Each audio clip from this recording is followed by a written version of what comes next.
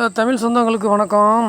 இப்போ கடவுளே நேராக இதுதான் உண்மை அப்படின்னு சில விஷயத்த சொன்னாலும் நம்ம நம்ப மாட்டோம். ஏன் தெரியுமா? நம்ம எதில் பழகி எதில் பழகி பழகி எதில் வாழ்க்கையாகி எதில் ஒரு அடிமையாகி பழகி போய் அதுவே நமக்கு வாழ்க்கையாகி அதுவே ஒரு இதாகி யதார்த்தமாயிட்டுனா நம்ம கடவுளே சொன்னாலும் நம்ப மாட்டோம். ஆமாம்.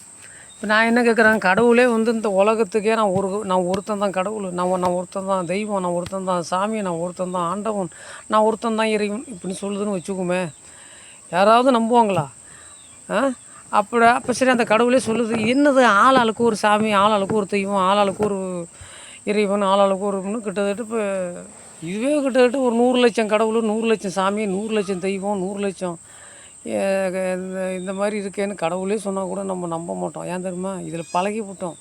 இது பழக்கமாகி போச்சு. உண்மை தானே? சப்ஸ்கிரைப் பண்ணுங்கள்.